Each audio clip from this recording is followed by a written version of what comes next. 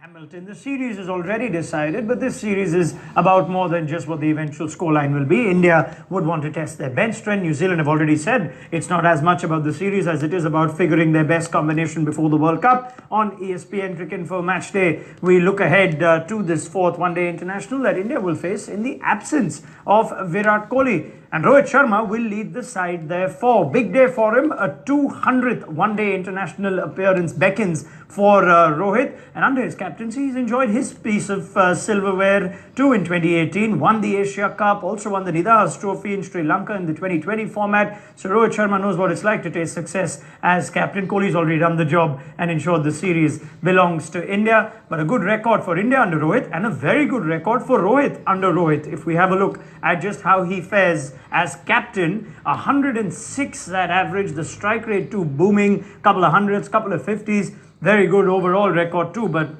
captaincy does seem to bring out the best in Rohit Sharma.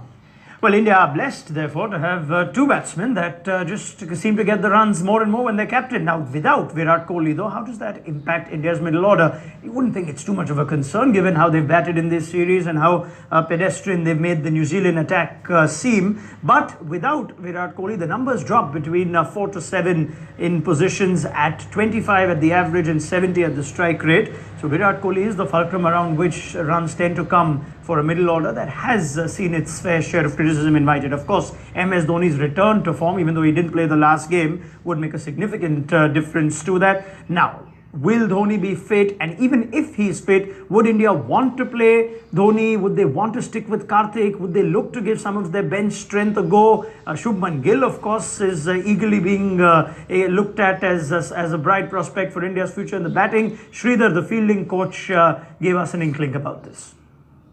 Winning is a habit which you would obviously want to continue, and when you're 1 up or 3 up against a team, you want to continue with the form. You don't want to let down the intensity.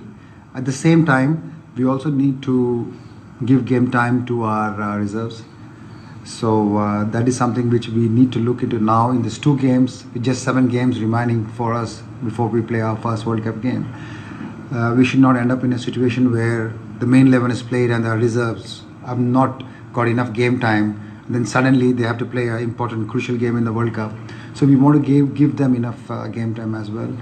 Well, it's an excellent point made by Sridhar that they want to test their bench strength, and he re-emphasizes just 7 games, ODI games that is, before the World Cup. Now, who could India possibly look at? Will they give Ravindra Jadeja a go? Will they rest Mohammad Shami, given how good he's been? He's kind of proven himself to be a strong contender as the third seamer. There's, of course, Mohammad Siraj in the squad, Khalil Ahmed in the squad, and does Shubman Gill come in straight away, or would India look to accommodate both Dinesh Karthik and Kedar Jadhav, even if MS Dhoni is back? That's a call that we'll have to wait just before the toss to see what Rohit Sharma and the team management have gone for. New Zealand have a few calls of their own to make. They, of course, have made changes to their squad. James Neesham is back. The funniest man on Twitter, Jimmy Neesham, the all-rounder, bats at an average of 123 in the last 3 ODIs. So he's been good with bat and ball since he came back against Sri Lanka in the recent series. He's got 44 one-day internationals behind him. So Jimmy Neesham, not only the funniest man on Twitter, but also an extremely capable all-rounder for New Zealand in white ball cricket. They've also got Todd Astle replacing Ish Sodhi as the frontline leg spinner. Interesting to see if he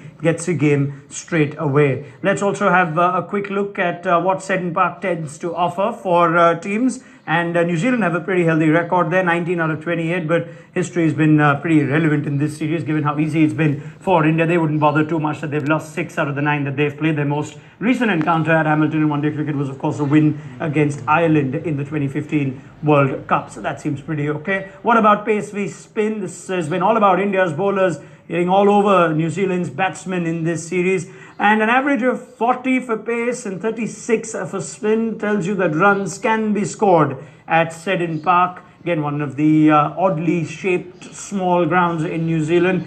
Doesn't make much of a difference to India. They've been getting runs just about everywhere. You back them to get runs just about everywhere. Question is, can Kane Williamson's side put up a better show at home? So all eyes then on India's potential bench strength, the combination that they go for in the absence of Virat Kohli, and with the series already decided how much of that bench strength gets a go. On the other hand, 5-0 is always sweet to take back. in history books. It won't matter as to how each team treated the series, but we know how much this Indian team likes to win. Let's just hope for more of a contest.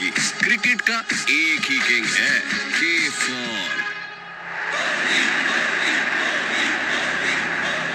Sorry Kane Williamson, क्या है ना दोस्त, इस बार Kohli New Zealand आ रहा है।